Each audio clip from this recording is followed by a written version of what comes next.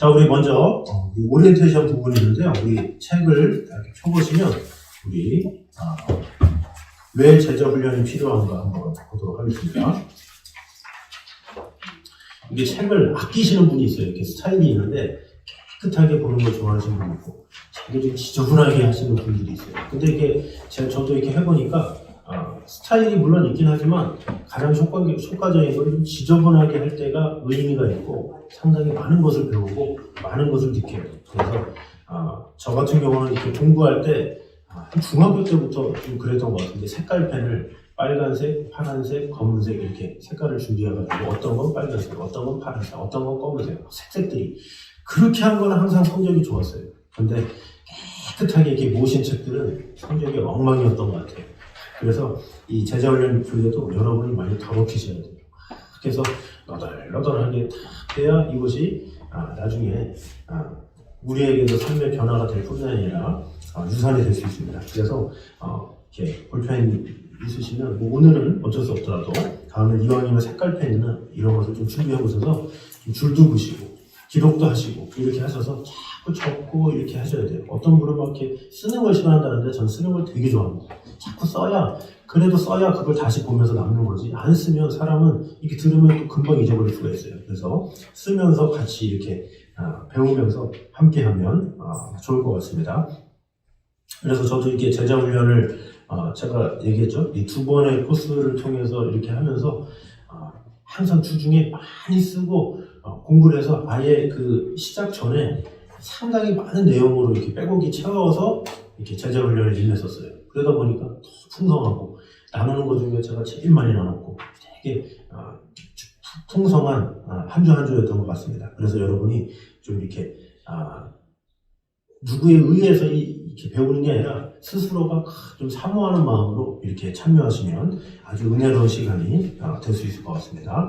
자, 우리 왜 제자훈련이 필요한가 우리 먼저 한번 읽어보도록 하겠습니다. 시작. 제자훈련의 산실은 부활하신 예수 그리스도께서 승천하시기 직전에 28장 18절에서 20절의 말씀이라고 할 수 있다.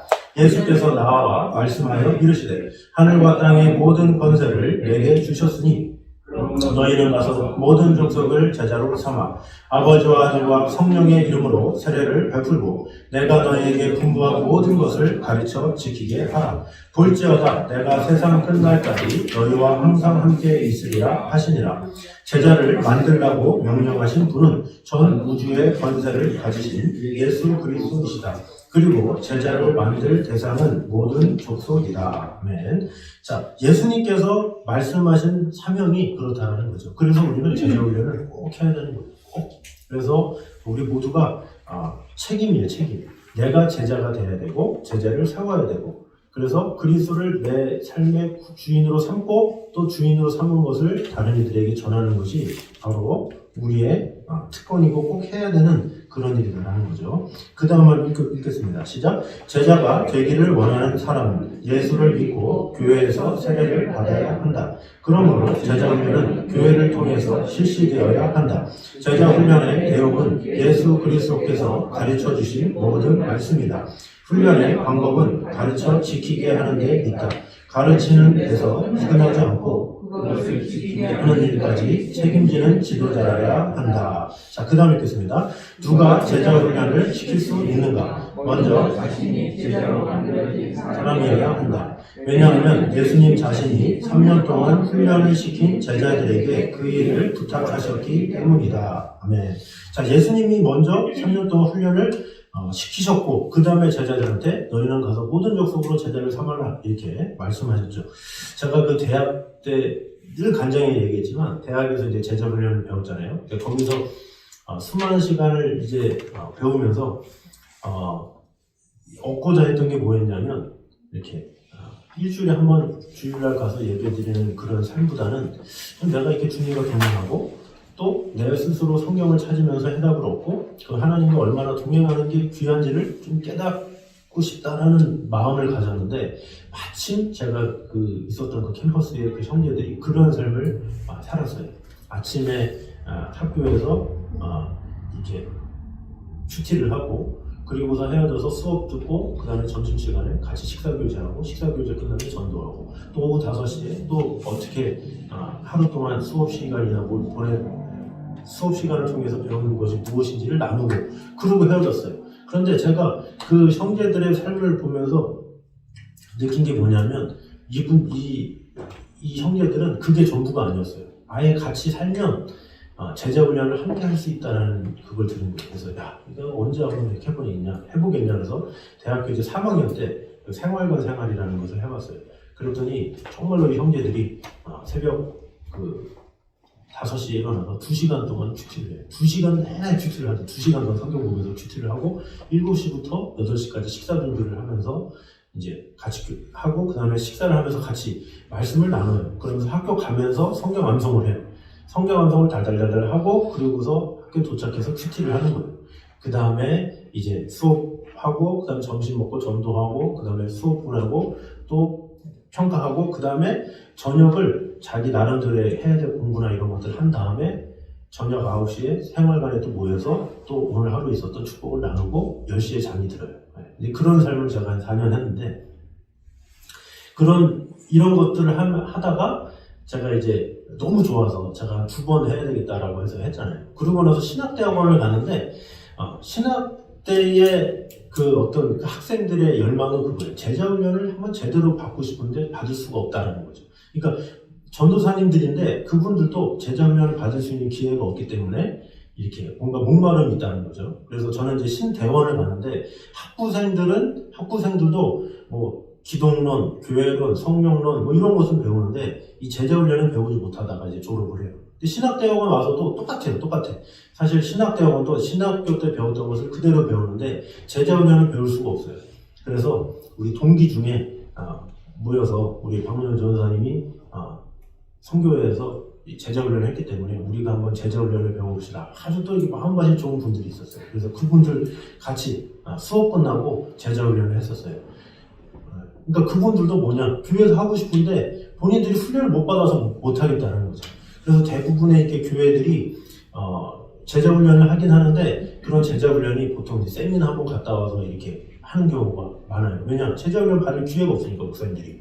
그런데 제 자신에게 참 큰 축복이 이런 학교에서 이런 제자훈련을 좀 이렇게 배울 수 있는 기회가 있었고 그것을 통해서 좀 많은 전사님이나 그 당시 때 이제 목회자들한테 은혜를 나눌 수 있는 기회가 있어서 참 좋았던 것 같습니다. 그래서 내가 먼저 꼭 배워야 되는 거예요. 여러분 스스로가 이 제자훈련을 배운다는 것은 얼마나 귀한 일인지 몰라요.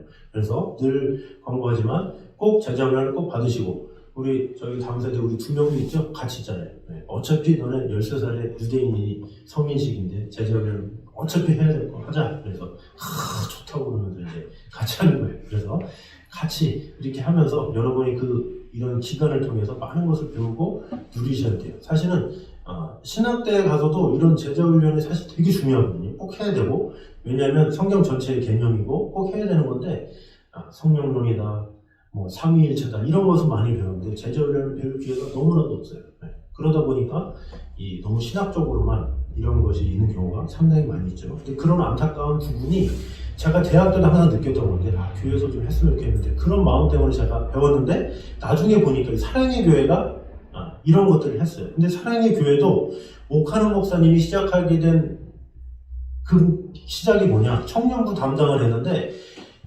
청년부 예배는 안 나오고 이렇게 그 사랑의 교회 근처에서 그 한 청년이 서울대를 다니는데 이 청년이 막 그 제자훈련 받았다고 좋다고 그러면서 교회는 잘 안 나오고 제자훈련이 좋다고 막 그렇다는 거예요. 그래서 오카노 목사님이 야 그럼 너네 그 하는 훈련이 뭐냐, 그 뭐길래 그러냐, 나를 좀 가르쳐달라. 그래서 또 오카노 목사님도 상당히 겸손하신 분이지. 보통 그러면 야 너 가서 해, 너 나가 이럴 텐데 야 그럼 너 나한테 한번 가르쳐줄래? 그래서 그 청년 형제가 오카노 목사님을 그다음 가르친 거예요. 제자훈련을. 그래서 오카노 목사님 배우면서 좋네 그러면서 그것을 교회에 맞게 바꾼 거죠.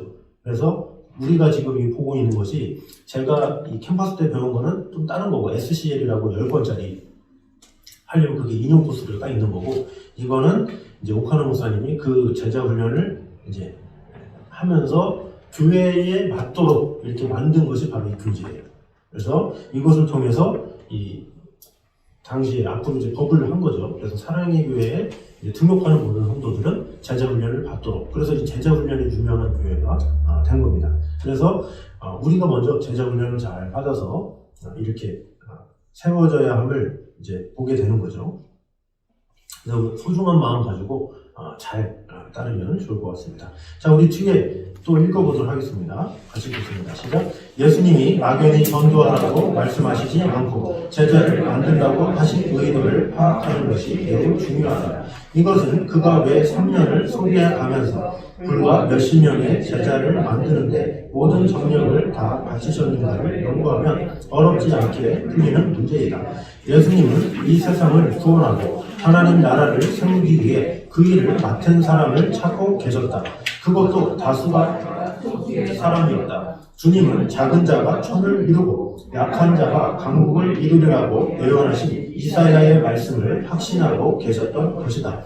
자기 손에서 만들어진 소수가 다수를 이끌 수 있을 뿐 아니라 세상을 정복할 수 있는 능력을 가질 수 있다는 사실을 의심하지 않으셨다. 자, 그 약한 자가 강국을 이루리라고 예언하신 이사야의 말씀을 확신하셨다. 그래서 그 작은 자가 천을 이루고 그 약한 자가 강국을 이룰 것이라. 이것이 이제 이사야의 말씀인데, 그것처럼 예수님도 이 땅에 오셔서 야, 나 하나님의 아들이야 막 하면서 하지도 않으시고, 황제의 아들로 태어났으면 얼마나 한 방에 끝났겠습니까? 그렇지 않으셨다는 거죠. 그죠? 딱 오셔서 제자들 한 사람 한 사람 불러서 그 한 사람을 제자로 삼아서 그 한 사람이 놀라운 일을 이루실 것을 믿고 3년을 다 쏟으셨다는 거죠. 그렇게 쏟았더니 어떻게 됩니까? 그 제자들을 통해서 사도행전에 놀라운 일이 일어나게 된 거예요. 그래서 많은 인원, 요즘은 막 메가처치란 말이 나오잖아요. 근데 메가처치라는 말이 나오면서 그때부터 한국교회에 사실은 위기가 찾아왔어요. 왜? 많은 거 하다 보니까 실속이 빠진 거예요. 알맹이가 빠진 거죠. 그래서 위험한 거예요.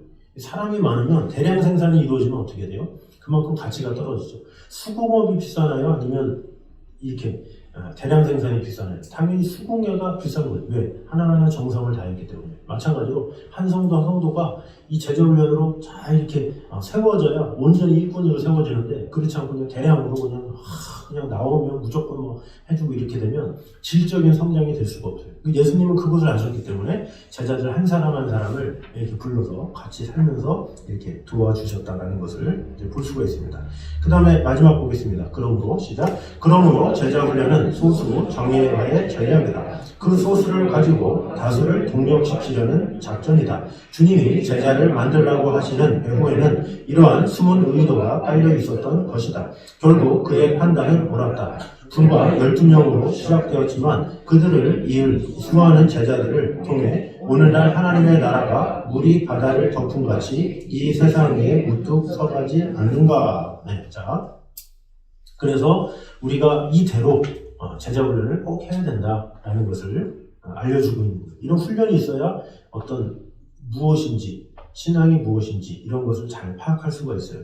그래서 대개 보면 제자훈련에 대한 체계가 잘 안 세워지고 양육이 안 되면, 그러니까 이단에 빠지는 거예요. 사실 이단에 빠지는 게 다른 이유가 아니라 기본적인 교리만 모르면 이단에 빠져요. 예수님의 부활, 예수님의 그 탄생부터 시작해서 예수님의 공생이나 이런 것만 사실 제대로 알아도 안 넘어가는데, 그런 것 자체가 아예 기본이 안 돼 있으니까 막 그러면서 마음밭은 좋은데 훈련이 안 돼 있으니까 그냥 넘어가는 경우가 많죠. 그래서 이 제자훈련에서 그런 체계가 분명히 이루어져야 질적으로 세워지고 그것이 전달된다라는 거죠.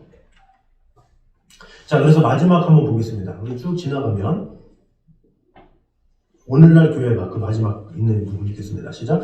오늘날 교회가 체제를 개선하고 새로운 이미지를 가진 존재로 세상 앞에 나서려면 교회의 본질과 소명을 회복해야 한다. 이것은 세상에서 부름받은 하나님의 백성인 동시에 세상으로 보냄받은 그리스도의 제자라는 정체성을 확고하게 할 때만이 가능한 일이다. 제자 훈련은 잠자는 성신들에게 정체성과 소명을 일깨우고 실현케 하는 가장 성경적이고도 효과적인 방법이다. 이러한 제자 훈련을 통해 머지않아 우리나라의 모든 교회가 그리스도의 제자로 탈바꿈하는 새로운 장이 열릴 것을 조금도 의심하지 않는다. 사람으로서는 할 수 없으되 오직 하나님은 하실 수 있다고 하셨다. 그때에는 만유의 주 예수 그리스도께서 더 큰 영광과 경배를 받으실 수 있을 것이다. 아멘. 네, 확신 가지고 이렇게 오카노 목사님이 이렇게 쓰셨는데 오전에도 얘기했지만 자꾸 이렇게 제자훈련 받았는데 왜 그러냐, 뭐 인격이 왜 그러냐, 막 이런 자꾸 삐뚤어 보는 사람이 있는데 자꾸 변화 안 되는 사람들을 보고 왜 그러냐 그러는데 제자훈련을 통해서 충분히 변화된 사람이 많고 제자훈련을 통해서 충분히 온전히 세워진 사람이 너무나도 많아요. 그 더 많은 건 보지 않고 이 사람들이 자꾸 이렇게 안 되는 거, 뭐 이런 거만 이렇게 보는데 우리도 마찬가지죠. 이것을 통해서 어떻게 하면 내가 잘 변화될까 이렇게 긍정적으로 생각해야지.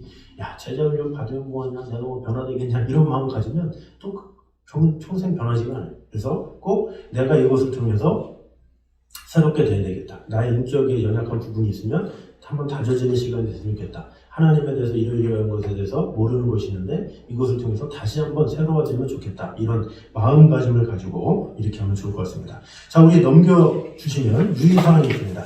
자, 제자훈련을 만족스럽게 받으려면 다음에 몇 가지 유의사항을 잘 지켜야 한다 했습니다. 우리 1번 우리 한번 같이 읽겠습니다. 시작. 지도자를 사랑하고 신뢰하며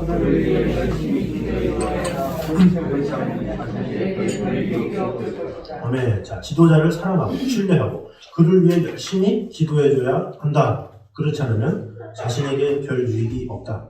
부모님을 사랑하고 신뢰해야 자식이 잘 크죠. 서로 신뢰관계가 있어야 가정이 화목해요. 교회도 마찬가지죠. 저를 신뢰해 주시고 저도 서로 사랑하고 이런 게 있어야 뭐 이렇게 그런 뜨거운 사랑 안에서 이게 자라나는 거지. 이게 딴 마음 가지고만 이렇게 가지면 되지 않아요. 저도 음악을 배울 때 이 성황 선생님이 처음 말한 게 뭐냐? 내가 말하는 대로 다 해야 된다. 내가 저 나무 위에 올라가라 그러면 너는 그냥 의심하지 말고 올라가야 된다. 그래야 너는 수제자가 될 수 있다. 막 이렇게 알려줬어요. 근데 그게 왜 그러냐? 그렇게 해야 그 스승대로 한 대로 해야 노래를 하는데 대부분의 학생이 이 성악학 가면 어떻게 하느냐? 교수님한테는 이렇게 해 그러면 이렇게 했다가 또 딴 데 가서 막 이렇게 하고 이게 제대로 안 해. 그러니까 신뢰가 안 되니까 이두저도 안 되는 학생이 되게 많아요.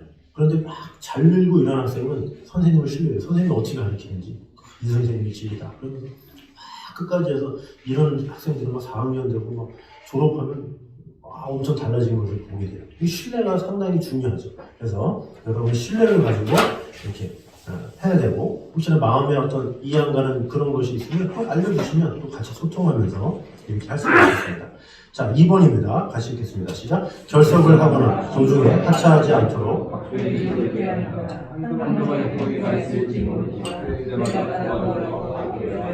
네, 결석을 하거나 중도에 하차하지 않도록 각별히 노력해야 한다. 네, 제자훈련의 특징은 그거예요. 네, 예외를 두지 않는 거. 내가 예외를 두지 않으리라 이런 마음 가지고 하셔야 돼요. 이 사단은 어떻게든지 제자가 안 되는 걸 좋아해요. 사단이 좋아하는 사람은 누구냐? 일주일에 한 번 그냥 단신히 나와가지고 예배드리기를 사단은 좋아해요. 왜? 제자가 아니기 때문에. 헌신된 사람을 사단이 무서워하는 거지 교회 다니는 사람을 무서워하잖아요. 그래서 사단은 어떻게든지 교회를 열심히 다니려는 사람을 공격하려고 지금도 두루 다니며 삼킬자를 찾는 거예요. 너 열심히 뭐 하겠다고? 그래서 일을 펑펑 터뜨리는 거예요. 못 가겠는데 뭐 이런 일이 있어서 저런 일이 있어서 계속 사단은 방해를 해요. 이때 우리가 그것을 고쳐먹어야 돼요. 아니다. 내가 그래도 이것을 우선순위로 삼아야지라고 이렇게 꼭 하셔야 되는 거고 또 주위에 같이 하기로 한 분들이 같이 갈 수 있도록 끝까지 갈 수 있도록 이렇게 하셔야 돼요. 자꾸 어렵지 뭐 숙제가 많지 이런 마음을 누가 주겠어요? 하나님이 주시겠어요? 네, 사단이 주는 거예요. 어렵지 암송하는 거 어렵지 글 쓰는 거 어렵지 어렵지 네, 사단이 속삭일 때가 있다는 거죠. 그러니까 여러분 이것을 잘 견뎌내서 제자 훈련이잖아요. 훈련이니까 좀 아무래도 좀 대가가 있고 좀 이래야 좀 훈련된 맛이 있지. 뭐 제자 훈련이다 그러면 우선 뭐 불러서 자 낮잠 자세요 이런 게 훈련이 아니잖아요. 그래서 훈련에는 대가가 있고 숙제도 있고 좀 뭔가 있지만 그래야 우리가 잘 세워질 수 있는 기간이기 때문에 꼭 빠지지 마시고 같이 이렇게 하면 좋겠습니다. 자, 3번입니다. 같이 읽겠습니다. 시작. 교재 예습을 반드시 해야 한다. 예습을 하는 것과 하지 않은 것에는 많은 차이가 있다. 똑같은 시간을 소비하면서 얻는 수학이 방만 못하다면 그것은 참을 수 없는 일이다. 예습을 하지 않는 데서 오는 손해를 후에 보상받을 생각은 하지 않는 것이 좋다. 네, 참 우습죠. 그죠? 웃기죠? 예습을 하지 않는 데서 오는 손해를 후에 보상받을 생각은 하지 않는 게 좋다. 네, 아주 명확하게 얘기를 하고 있습니다. 그래서 예습을 하셔야 돼요. 오늘은 첫날이니까 1과를 여기서 쓰세요 했지만 사실은 다음 주에는 2과를 미리 써오셔야 되고 암송도 미리 하셔야 돼요.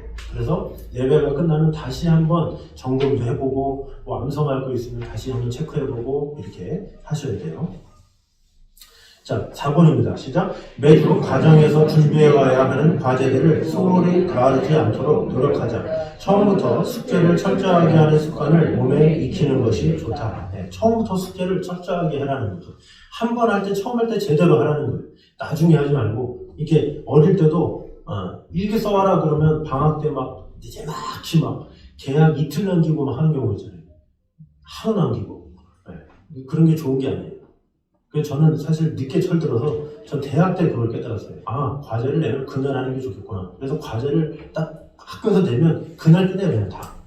뭐 책 읽고 독후감이다 그래도 책 한 권을 받은 그날 다 보고 다 써가지고 그날 늦게 잠들어요. 그러면 그때 갈 때까지 얼마나 편한지 몰라. 근데 이게 쫓기잖아요. 숙제해야 되는데 그러면 뭐 해요? 화요일, 수요일, 목요일 숙제해야 되는데 금요일 저녁 계속 숙제 밀리다가 토요일 밤에 10시 돼서 숙제해야 되는데 그러면서 하는 그 하루하루가 얼마나 그래요. 그러니까 미리미리 항상 자 이거 합시다 그러면 그냥 가서 주일날 하세요. 아, 오늘은 주일이라 안 되고 월요일은 첫날이라 안 되고 화요일은 뭐 이렇게 변명하다 보면 끝이 없어요. 그러니까 숙제를 내면 바로 하세요.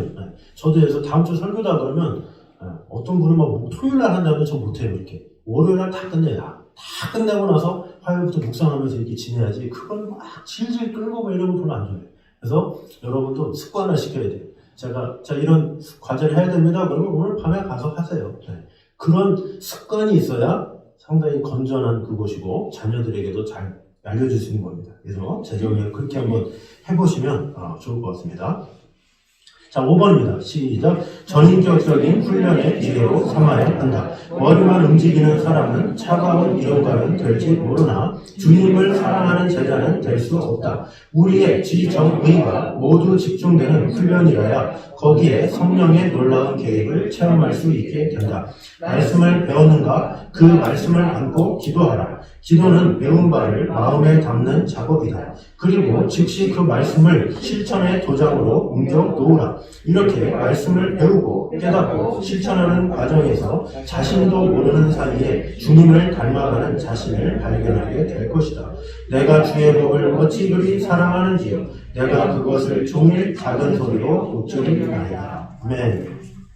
전인격적인 훈련의 기회로 삼아야 한다. 이것은 중요하죠. 아까도 얘기했지만 제자훈련을 통해서 성경을 좀 알았다, 머리만 커졌다 이러면 안 돼요.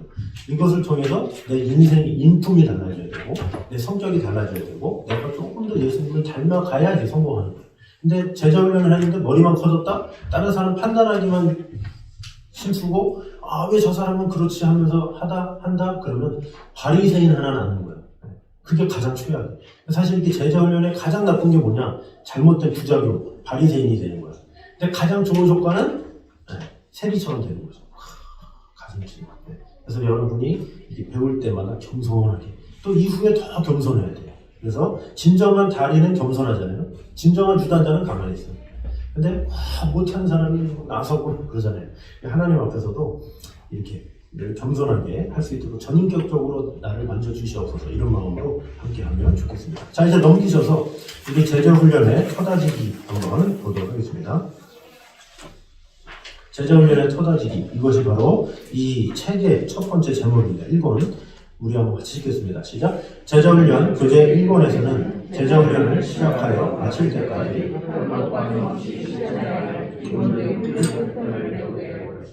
한마디로 말하면 어떻게 말씀을 읽으며 기도 생활을 할 것인지를 공부하는 것이다. 당신이 매일 말씀과 기도를 통해 얼마나 하나님과 긴밀한 교제를 유지하고 있는가 하는 문제는 바로 당신의 제자 훈련과 더 나아가서는 일생 동안의 영적 발전에 결정적인 영향을 미치게 된다는 사실을 한시도 잊지 말아야 할 것이다. 네. 자, 훈련 패턴을 우리가 잘 익혀서 잘 하자는 거죠. 자, 이제 넘기겠습니다. 쭉 넘기면 이제 나의 신앙 고백과 간증, 이 부분이 있습니다. 이 신앙 고백과 간증에 있어서 우리가 하기 전에 우리 여러분이 기다리고 기다리시던 성경 암송을 또 해보도록 하겠습니다. 자, 성경 암송은 사실은 이제 짝을 져서 하긴 해봐야 되는데 처음부터 딱 짝을 져서 하라고 하면 상당히 난감해하시고 그럴까봐 앞을 보시면서 한번 하면 좋을 것 같아요. 그래서 나의 신앙 고백과 간증, 마태복음 16장 16절, 시몬 베드로가 대답하여 이르되 이렇게 하면서 쭉 이렇게 제목부터 이렇게 하면 되는 거예요. 다 이거 하셨죠? 다른 거 하신 분 있으세요? 다른 거 하신 분 있으시면 따로 또 하시면 되고. 자, 한번 같이 한번 읽겠습니다. 시작. 나의 신앙 고백과 간증, 마태복음 16장 16절. 시몬 베드로가 대답하여 이르시되 주는 그리스도시요 살아계신 하나님의 아들이시니이다. 마태복음 16장 16절. 이렇게 여기까지. 자, 다시 한번 안 보고 해보세요. 시작. 나의 신앙 고백과 간증, 마태복음 16장 16절. 시몬 베드로가 대답하여 이르되 주는 그리스도시요 살아계신 하나님의 아들이시니이다. 마태복음 16장 16절. 아멘. 자, 이거를 토시가 안 틀리게 하는 게 상당히 중요해요. 왜냐? 처음에 토시가 안 틀리게 암송하면 나중에도 암송을 안 틀리게. 근데 처음부터 대충 이렇게 하면 이게 보통 힘든 게 아니에요. 계속 엉켜서. 그래서 한 번 할 때 탁월하게 하는 게 되게 중요합니다. 저는 이거를 그 대학 때는 개혁 한글이었어요. 그 개혁 한글로 제가 천몇 구절을 다 암송했는데 개혁 개정으로 바뀌어가지고 그거 바꾸느라고 엄청 힘들었어요. 지금도 가끔 이렇게 이르되 가로되 이렇게 헷갈리는 게 그 개혁 한글에서 개혁 개정으로 바뀌어서 이게 힘든 거예요. 근데 뭐하러 바뀌었다고 바꿔서 암송하냐?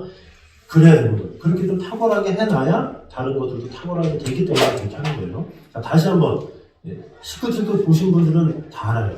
그러니까 시크티크 보지 말고 별 짧잖아요. 짧은 이거 7살 때 했던 거. 그죠? 자, 다시 한번 해보겠습니다. 시작. 나의 신앙 고백과 간증, 마태복음 16장 16절. 시몬 베드로가 대답하여 이르되 주는 그리스도시요 살아계신 하나님의 아들이시니이다. 마태복음 16장 16절. 아멘. 자, 시몬 베드로가 예수님한테 고백한 내용입니다. 이렇게 암송하고 넘어가야 여러분이 좀 더 깊이 있게 다룰 수가 있습니다. 그래서 이거를 좀 어색하게 했다 그러면 주중에 다시 한번 복습을 해야 돼요. 꼭 복습이 중요해요. 미리 해오는 것도 중요하지만 끝나고 복습을 하는 게 중요해요. 그 복습도 꼭 주일날 또 안식일이라서 안 하고 월요일을 안 하고 이러면 계속 미뤄져요. 당일날 복습을 해놔야 돼. 그리고 나서 매일매일 1분씩 읊조리면 돼요. 1분씩만 복습하면 완전히 외우는데 못하는 사람이 좀 안 하다가 토요일날 밤 12시에 또 암송하겠다고 1시간 동안 달달달달 그런 거보다 월요일부터 토요일까지 하루에 2-3번 읊조리는 분들이 더 완벽하게 외울 수가 있어요. 그래서 여러분한테 많은 시간을 쏟아부는 게 아니라 이걸 꼭 자주 다니면서 아침에 일어나서 한두 번 읊조리고 저녁에 자기 전에 한두 번 읊조리고 이렇게 하면 암송이 됩니다. 그래서 외우지 마세요. 외우는 게 아니에요. 공부를 잘하는 학생은 안 외워요. 이해를 하지. 마찬가지로 이 암송 구절도 자꾸 읊조리잖아요. 내 입술에 이렇게 계속 되면 이게 알아서 암송이 돼요. 그게 가장 좋은 거예요. 이게 달달달달달달 내 머릿속으로 하는 건 금방 까먹어요. 근데 내 입에서 막 꼭 말로 하셔야 돼요. 나의 신앙 고백과 간증, 마태복음 16장 16절 이렇게 야근야근 씹으면서 이렇게 말을 하면 나도 모르게 생각은 안 하는데 말이 움직여요. 그게 제대로 되는 거예요. 그렇게 되도록 이렇게 하시면 좋을 것 같습니다. 자, 나의 신앙과 고백과 간증 우리 같이 한번 읽겠습니다. 시작. 예수님을 믿으면 어디서 누구를 만나든지 자신의 신앙을 고백할 수 있어야 합니다. 초대교회 성도들은 정확하게 은혜와 기쁨을 당할 수 있었던 확률에 불구하고 환상과의 편에서 예수님이 자신의 그 예심을 좀더 빨리 않고 사랑을 찾으니까 교회를 다니면서 자신의 신앙을 고백하는데 자신이 없다면 매우 영원해서 신앙이 없었어. 이것으로 신앙을 고백하고 간증하는 분위기에서는 마음과 마음을 깊이 나눌 수 있는 영적 교제를 맛볼 수 있다. 오늘날 교회가 차가워지는 이유 가운데 하나는 서로 신앙 고백을 나누는 교제가 사라지고 있다는 것이다. 우리 모두는 처음 만나서 이제 막 훈련을 시작했다. 서로의 마음을 열고 받아들이는 것은 매우 중요하다. 이제 솔직하게 각자가 자신의 신앙을 고백하면서 다른 형제들의 이야기를 들어보자. 하나님의 자녀들만이 모인 자리에서 체험할 수 있는 기쁨이 우리의 마음을 은택하게 할 것이다. 아멘. 자, 이 과의 이제 목적이 뭐냐? 이걸 정리해보면 그리스도인은 언제든지 간증할 준비가 되어 있어야 된다는 거죠. 누구를 만나든지, 야, 내가 이렇게 하나님 만났는데 너도 한번 만나봐, 이렇게 얘기할 수 있어야 돼요. 근데 되게 많은 그리스도인들이 그거를 말을 못하는 경우가 많이 있죠. 그래서 이것을 통해서 그거를 하라는 거죠. 그래서 우리 제자 훈련을 적어도 받았으면 간증을 말해주세요. 그러면 바로 딱딱 말할 수 있는 그러한 준비가 되어야 함을 이제 보여주고 있고, 이 과에서 그거를 한번 보도록 하겠습니다. 자, 간증의 세 가지, 간증에 대해서 우리 1번, 풀으셨죠? 오늘은 시간이 쫓겨서 좀 많이 못하셨겠지만, 같이 한번 분명히 하겠습니다. 우리 사도행전 22장을 보겠습니다. 사도행전 22장은 이제 사도 바울이 간증한 내용이에요. 사도 바울은 간증을 많이 했어요.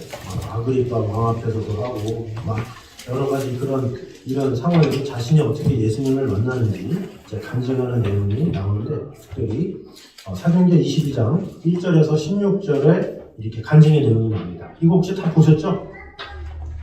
이거를 다 읽다 보면 날이 새기 때문에 제가 이게 또 어차피 나오기 때문에 뒤에 이것을 한번 정리하면서 말씀드리겠습니다. 자, 먼저 이 3절에서 5절까지, 지금 사도행전 22장 3절에서 5절까지는 무엇에 대해서 말하냐면 예수님을 만나기 이전의 형편에 대해서 말하고 있는 거예요. 지금 사도 바울이. 그러니까 3절에서 5절은 예수님을 만나기 전, 이렇게 있는 거죠. 그럼 여러분이 쓸 때 뭐라고 써야 돼요? 예수님을 만나기 전, 3절에서 5절 이렇게 쓰면 되겠죠. 그러니까 예수님을 만나기 이전의 형편을 사도 바울이 3절에서 5절에서 이제 말을 하고 있는 거예요. 나는 유대인으로 길리기아 다소에서 났고, 그게 자신의 과거 얘기잖아요. 5절 마지막에 예루살렘으로 끌어다가 천벌받게 하려고 가더니, 이것이 이제 사도 바울의 이전 형편이에요. 이것이 3절에서 5절까지 나온다는 거죠. 그러면 6절에서 11절은 뭐냐? 이제 예수님을 만나는 극적인 상황이 나오는 거예요.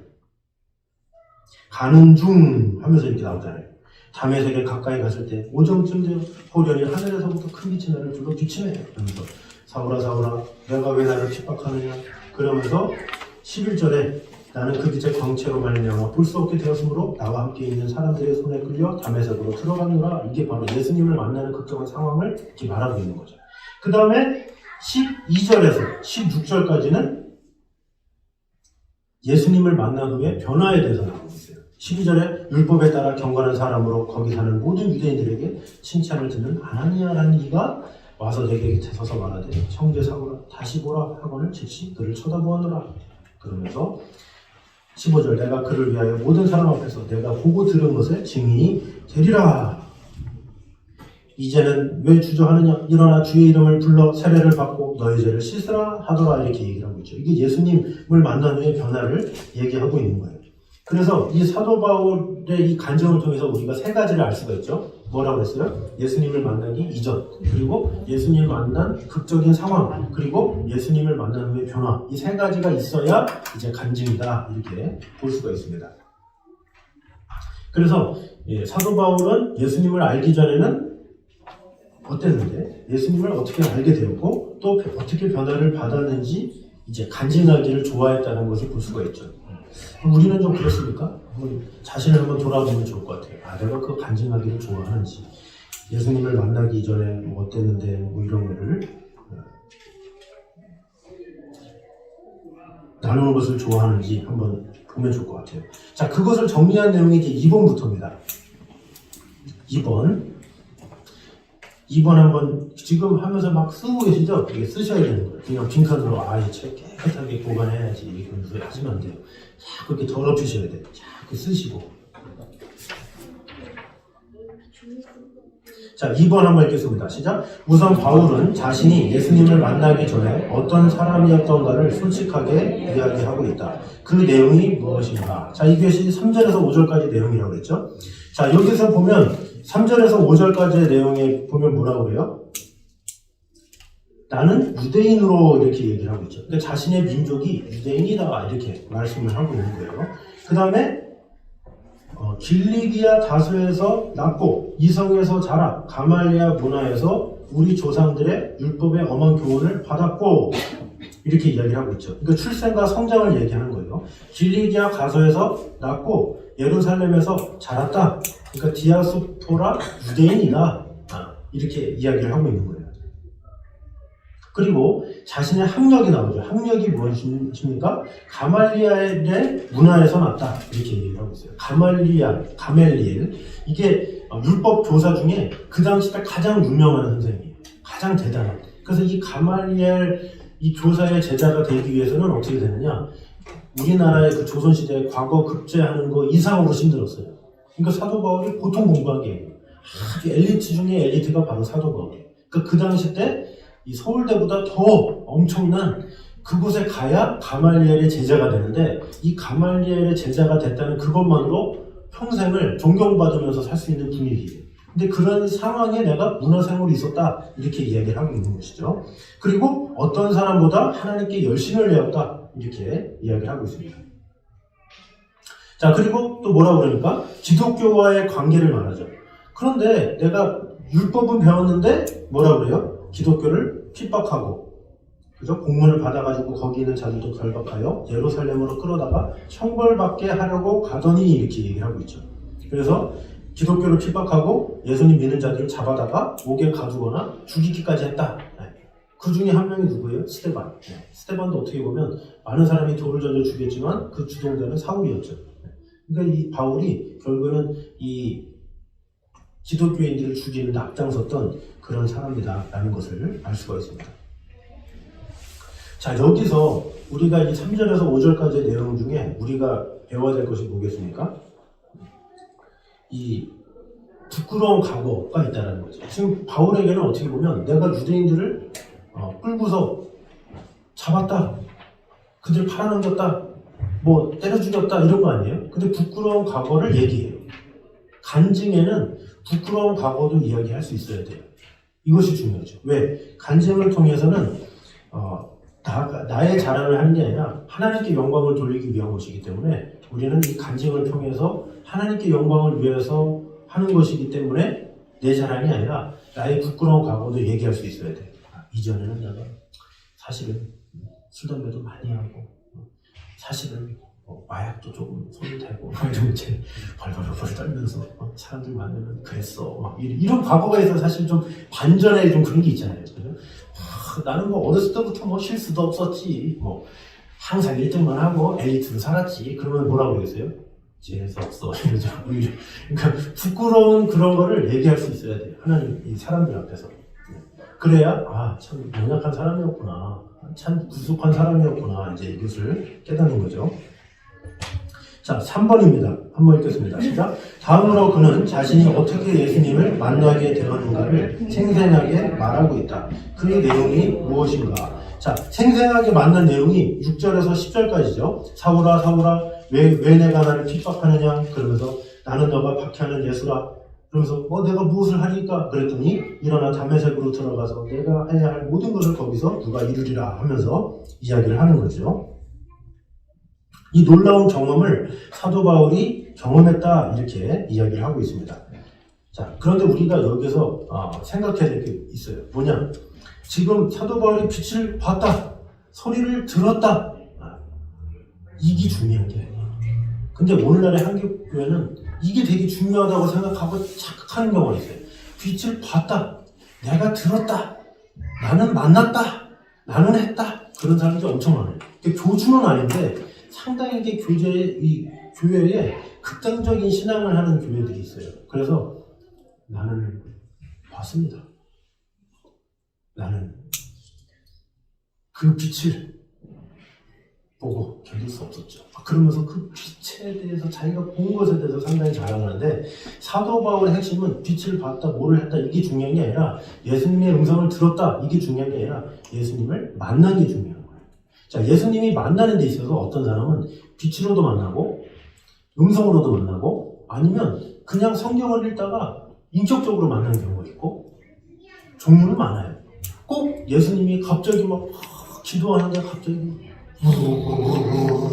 하면서 막 빵빵빵 하면서 막 나타나고 그래야 만나는 겁니까? 그게 아니죠.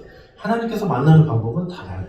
누구는 찬양하다가 만나고, 누구는 기도하다가 만나고, 누구는 예배하다가 만나고, 각자가 다 달라요. 누구는 나쁜 짓 하다가 만나요. 네. 그러다가 하나님께서 이놈 그러면서 하는 경우도 있고. 그래서 그 사람들은 각자의 간증의 색깔들이 있지만 그런 것이 중요한 게 아니라 예수님을 만났느냐 만나지 못했느냐, 그것이 중요한 거죠. 그래서 신비한 체험이 중요한 것이 아니라 예수님과의 만남이 사도 바울의 가장 큰 경험이었다. 이게 참 핵심인 거예요. 자꾸 사람들은 체험을 되게 중요시 여기는데 체험이 중요한 게 아니에요. 체험하면 뭐예요? 그렇게 안 살면 소용이 없고, 체험하면 뭐 하겠어요? 예수님을 드러내지 않으면 소용이 없는데. 그래서 체험보다 중요한 것은 예수님을 만난 것이다. 이것이 중요한 것이죠. 자, 4번 읽겠습니다. 4번 시작. 마지막으로 그는 예수님을 믿고 나서 어떤 사람이 되었는가를 말하고 있다. 그 내용을 말하라. 자, 어떤 사람이 되었습니까? 아나니아라는 그리스도인을 만나서 예수님을 믿고 세례를 받은 후에 예수님의 증인이 되는 삶을 살았죠. 자, 여기서 이 중요한 것은 뭐냐? 그의 삶의 목적이 바뀌었다는 거예요. 이게 참 중요한 거죠. 그러니까 예수님을 만난 후에 삶이 달라진 것, 이것이 중요해요. 그러니까 예수님을 만나면 무엇이 달라져야 되느냐? 뭐 인격도 달라져야 되고, 모두 달라질 게 많지만 그 중에 가장 핵심은 뭐냐? 삶의 목적이 달라져야 돼요. 이제는 나의 욕심을 위해서, 내 자식을 위해서, 나의 명예를 위해서. 그런데 예수님을 만나고 나니까 다른 사람의 영혼을 위해서, 하나님의 뜻을 위해서 이렇게 살아가는 그것이 중요하죠. 그래서 삶의 목적이 달라지는 것이 가장 중요한 문제다라고 이제 볼 수가 있습니다. 자, 그래서 이 바울의 간증을 통해서 우리가 도전을 받을 수가 있겠죠. 예수님을 만나기 전에는 자기 자랑만 하고 그랬던 사람이었는데 예수님을 만나고 나서 그의 삶이 바뀌게 되었음을 사도 바울이 고백하는 거죠. 자, 우리 5번 읽겠습니다. 시작. 바울의 예를 통해서 우리가 신앙 고백을 간증 형식으로 하려고 할 때에는 적어도 3가지 내용을 갖추어야 한다는 사실을 배울 수 있었다. 예수님을 믿기 전에 자기 형편, 예수님을 믿게 된 과정, 예수님을 믿은 다음에 일어난 변화가 그것이다. 당신은 이런 식으로 자신의 신앙을 간증할 수 있다고 생각하지 않는가? 글로 써보든지 말로 해보라. 자, 갑자기 꿈틀거리죠? 하고 싶었는데. 마침 이런 질문을 하고 있죠? 그러면 어떻게 되겠습니까? 마지막에 과제가 나오니까 잠시 참으셨다가 제가 과제를 드리도록 하겠습니다. 자, 6번 보겠습니다. 시작. 바울의 간증에서는 한 가지 중요한 것이 빠져있다. 무엇이 빠졌는지 베드로의 신앙 고백과 비교하여 보라. 자, 그러면 마태복음 16장 16절을 우리가 한 번 더 암송해야 되겠죠? 한번 해보겠습니다. 시작. 나의 신앙 고백과 간증.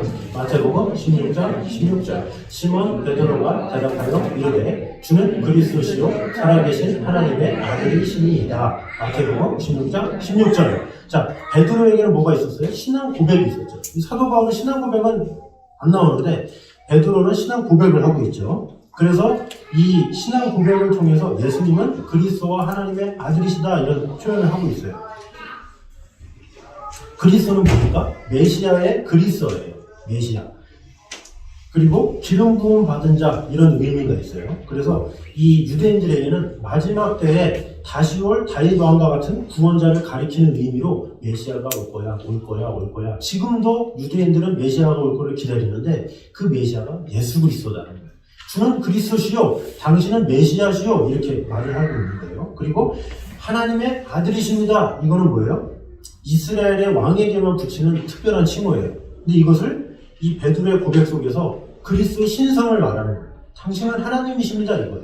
그러니까 그 당시 때 그럼 누구의 아들 그러면 동등이에요, 동등. 그래서 하나님의 아들입니다. 그러면 당신은 하나님입니다. 이런 뜻과 마찬가지다라는 거죠. 그래서 당신은 구원자요, 하나님이십니다. 이런 것과 같은 뜻이에요.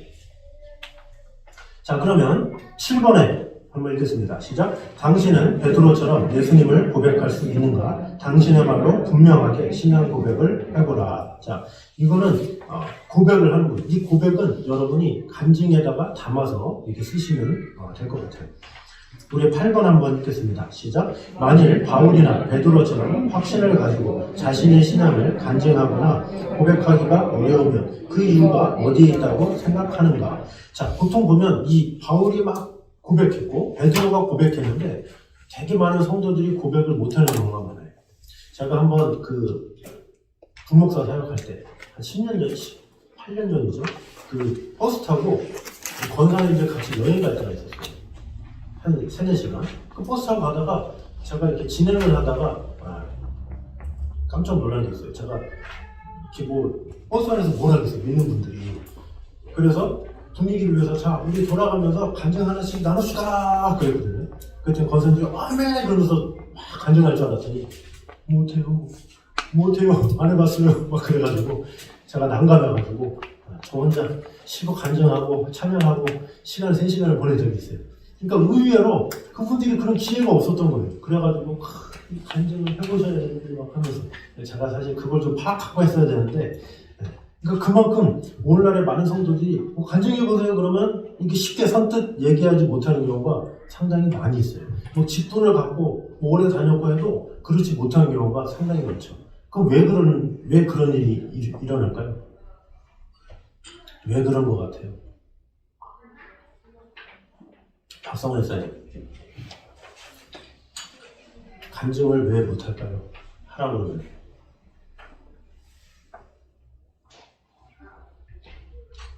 마스크를 쓰셔가지고 말하시면 안 되는 것 같아요. 자, 우선은 자기 믿음에 대한 의심이 있어요. 그러니까 구원의 확신이 부족하면 말을 못해. 그러니까 내 스스로가 구원의 확신이 없는데 무슨 말을 하겠어요.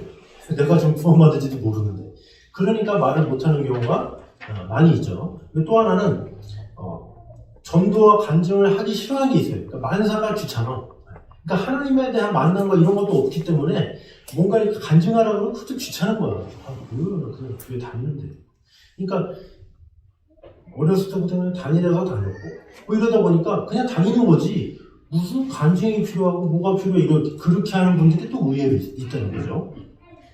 또 영적인 열등감에 사로잡히는 거예요. 아까 말했지만 나는 환상이 없는데 나는 들은 게 없는데 그게 중요한 게 아니라고 했잖아요. 근데 자꾸 이렇게 신앙 고백하고 막 이렇게 막 한국교회의 어떤 극단적인 그런 파의 어떤 분위기에 가면 환상을 봐야 되고 뭔가 안 들으면 죄인처럼 이렇게 여기는 그런 게 있어요. 근데 그게 중요한 게 아닌데 그래서 그게 없으면 마치 간증이 아닌 것처럼 잘못된 인식이 있기 때문에 우리가 선뜻 말을 못하는 경우가 있죠. 예수님께서 니고데모를 만났을 때 이 성령에 대해서도 그러잖아요. 바람이 불면 임의로 부는 것 같이 성령으로 난 사람은 이와 같다 그러잖아요. 그러니까 바람이 불 때 어때요? 이렇게 흔들, 그죠? 이 성령이 막 임할 때 강하게 퍽 하고 기절하듯이 역사하는 사람도 있지만 살며시 역사하는 사람이 더 많아요. 근데 그 살며시 역사하는 사람은 조용히 임했다고 자신 없어서 말 못하고 세게 한번 빡 해가지고 머리 한번 세게 빡 부닥쳐요. 그래서 하나님이 살아계신데 이래야 대단합니까? 이게 아니라는 거죠. 그러니까 체험의 경종은 아무 상관이 없어요. 내가 하나님을 만나느냐, 그렇지 못했느냐, 이게 중요한 것이지, 그죠? 그리고 또 하나는 바울과 같은 체험이 없는 경우가 있어요.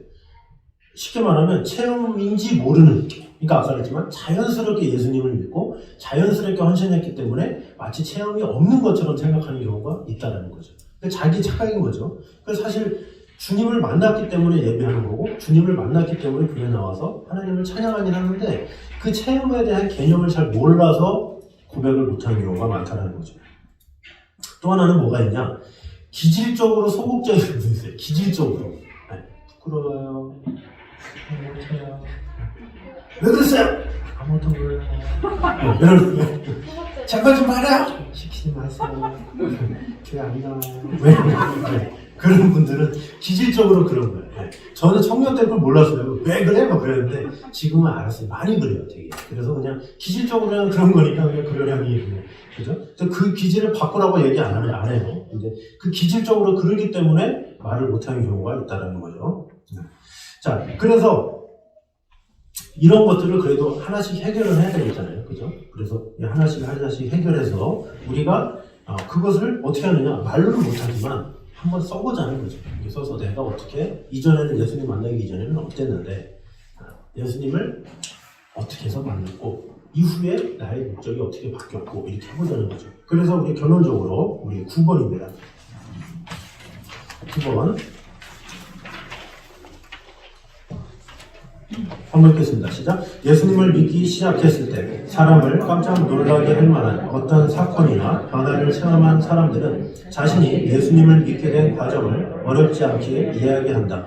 그러나 믿는 집안에서 태어났거나 주일 학교 때부터 교회에 출석했던 사람들은 그렇지 못한 경우가 종종 있다. 싱거워서 할 말이 별로 없다는 식이다. 당신은 어느 경우에 해당하는가? 자, 아까도 제가 말했지만 특별한 변화 없이 그냥 어렸을 때부터 쭉 다니다 보니까 너무나도 그냥 착하게 살아가지고 그런 것도 없고 막 그런 경우가 상당히 많이 있다는 것을 이제 볼 수가 있어요. 자, 그런데 우리가 이것을 잘 생각해야 돼요. 세상에서 가장 크고 감동적인 체험이 뭐냐? 나 같은 죄인이 용서함을 받았고 하나님의 자녀가 되었다는 사실, 이게 가장 큰 사실이에요. 내가 죄인임을 깨닫는 게 상당히 중요해요. 어떻게 보면 나 어렸을 때부터 그냥 교회에서 자라서, 그럼 그 사람이 악한 일 안 합니까? 죄에 대한 개념을 우리가 몰라서 그래요. 우리가 기초 양육 때도 하지만 이 세상은 자꾸 크라임, 이 사회적인 범죄를 가지고 죄이냐 아니냐 얘기하지만 하나님은 뭐를 가지고 죄라고 했어요? 신이라고 했죠. 양심적인 범죄를 가진 사람이 죄인인 거예요. 그리고 성경에서 예수님이 바리새인들한테 뭐라고 해요? 그 요한복음 9장에 그 맹인을 가지고 막 공격하잖아요. 그러니까 바리새인들이 이 사람이 어떻게 눈을 떴느냐 막 얘기하니까 너네 눈 보여? 보인다고 하는 너희들이 맹인이냐? 이렇게 얘기를 하고 있죠. 그러니까 어떻게 보면 나는 어렸을 때부터 그냥 자라서 그냥 아무 문제 없이, 어떻게 보면 그게 가장 교만일 수가 있어요. 자신이 죄인됨을 모른다는 거 아니에요. 그 진정한 나의 죄인됨을 깨닫고 하나님의 은혜로 체험을 받은 사람은 오히려 자신이 뜨겁게 믿지 못하는 것, 하나님의 용서와 은혜를 깨닫지 못한 것, 이런 것을 철저하게 회개하게 돼요. 그래서 어떻게 보면 내가 자라는 환경이 비록 그냥 교회를 다니는 그런 이렇게 순간이었지만 내가 왜 이 순간 내가 죄인됨을 깨닫지 못했고 내가 죄 용서함에 대한 자유함을 느끼지 못했고 이런 것에 대해서 자신이 깊이 있게 생각해보는 그런 과정이 필요해요. 근데 그런 과정이 없었다 그러면 사실은 그가 구원의 확신을 못 받은 거예요. 구원을 사실 받으면 감격이 있을 수밖에 없고 어느 누구도 다 죄인이기 때문에 죄로 말미암아 죽을 수밖에 없습니다 이렇게 고백을 할 수밖에 없어요. 근데 그런 고백을 안 했다? 그러면 그 사람이 죄가 없는 게 아니에요. 인간은 다 죄인이고 죽을 수밖에 없는 존재이기 때문에 어느 누구도 다 그런 걸 느끼게 돼 있어요. 근데 못 느꼈다? 그럼 자기가 하나님을 못 만난 거죠, 어떻게 보면. 근데 그걸 만나게 되면 울면서 더 회개하고 더 하나님의 은혜 가운데 거하게 되는 겁니다. 그래서 우리가 이런 하나님의 자녀가 되었다는 사실을 고백하는 그것이 귀한 것이고 이것을 우리가 꼭 깨달아야 알아야 된다는 거죠. 그래서 하나님은 우리에게 극적인 체험을 원하시는 분이 아니에요.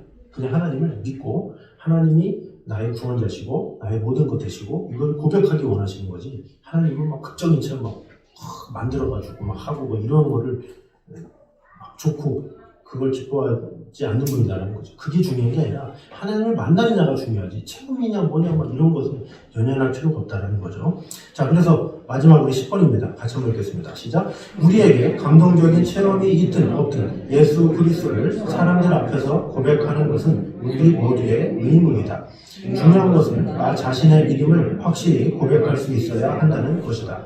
이 시간 공부하면서 다른 형제들의 고백을 들었을 것이다. 그리고 자신에게 어떠한 문제점이 있는가를 발견했을 것이다. 집으로 돌아가서 다시 한번 자신의 신앙 고백을 간증 형식으로 기록해서 가져오도록 하자. 자, 원래 이렇게 제자훈련은 막 소그룹으로 많이 하잖아요. 그래서 6명, 뭐 많으면 10명 이렇게 하는데 거기서 원래 하면서 이 간증들을 아까 그 5번인가 거기 나올 때 좀 쓰고 그 다음에 막 나누고 막 하는 게 있어요. 근데 그거를 우리가 지금 여기 있는 상황에서 할 수 없기 때문에 여러분이 간증을 써보셔야 돼요. 그래서 지금 사도 바울의 그 앞에 1번 문제 쓰셨죠? 그런 것처럼 예수님을 만나기 이전의 모습, 예수님을 만나는 극적인 상황, 예수님을 만나기 위해 변화를 지금 나눠드린 A4 용지에다가 여러분이 써 오시는 거예요. 그래서 어떻게 이전에는 어떻고, 그리고 예수님을 어떻게 해서 이렇게 만났고, 또 이후에는 어떻게 해서 이게 변화가 됐고, 그거를 써오시면 될 것 같아요. 제자훈련의 이 핵심은 뭐냐? 과제가 있고 완성을 해야 되고 이런 게 있어요. 그러니까 너무 부담스러워 하지 마시고, 사실은 원래 이거 하면서 책 한 권씩 읽어오는 거예요. 책 되게 굵은 거 하나씩 막 드리고 막 그래요. 근데 제가 그거는 꼭 필요한 것만 제가 프린트해서 이렇게 드릴 거예요. 그러니까 큰 부담은 안 가지셔도 될 것 같아요. 그래서 그 암송도 뭐 2구절 중에 1구절만 하고 하니까 부담 없이 이렇게 같이 이렇게 하시면 되겠습니다. 그래서 다음 주에는 간증문 그리고 이과 문제 풀어오시고 그 다음에 두 번째 과가 뭐예요? 하나님과 매일 만나는 생활이죠. 둘 중에 하나를 암송해 오시면 돼요. 예레미야 얘가 3장 22, 23절이 뭐 둘 다 귀한 말씀이긴 한데 예레미야 3장 22, 23절이 상당히 귀한 또 말씀이니까 이 말씀을 중심으로 다음 주에는 인생을 하도록 하겠습니다. 예레미야 애가입니다. 예레미야 애가. 네. 애가라서 애입니다. 자, 하니까 뭐 해볼만 하죠? 네. 그래서 꼭 이렇게 기록을 자꾸 하시고 여러분의 것으로 잘 만드셔가지고 이것이 잘 전달될 수 있도록 이렇게 하면 좋겠습니다. 딱 1시간 했습니다. 자, 기도하고 우리 예배를 마치도록 하겠습니다. 하나님 감사합니다. 하나님 오늘도 우리를 불러주셔서 그리스도의 제자로 세워주시는 데를 감사드립니다. 아버지 하나님 우리에게 간증이 있어야 하겠습니다. 그러나 그 간증이 정말로 하나님을 만나고 그리스도를 체험하고 하나님을 놀랍게 경험한 그 은총을 우리가 받아들이기 원합니다. 그동안 우리가 느끼지 못했던 또 깨닫지 못했던 주님의 사랑을 우리가 간증을 쓰면서 다시금 되새기며 다시금 하나님의 귀한 뜻 가운데 거하는 귀한 시간 될 수 있도록 축복해 주시고 함께하여 주시옵소서. 이 모든 과정 가운데 주님 지치지 않게 하시고 이 모든 과정을 기쁨으로 잘 이겨내므로 말미암아 이 제자훈련이 끝났을 때는 나의 인생의 목적, 나의 모든 것이 하나씩 바뀌는 것을 경험할 수 있도록 주님 지켜주시고 함께하여 주시옵소서. 우리와 언제나 함께하실 주님의 은혜를 찬양하며 예수님의 이름으로 기도드립니다. 아멘. 우리 축도하고 마치겠습니다. 이제 우리 주 예수 그리스도의 은혜와 아버지 하나님의 무한하신 사랑과 성령님의 교통하심이 늘 우리와 함께 계셔서 우리에게 귀한 말씀을 통해서 매 순간 변화되기를 원하는 그런 하나님의 마음 가운데 거하기 원하는 이제는 있는 모든 성도들 위해 이제부터 영까지 함께 있기를 간절히 축원하옵나이다. 아멘.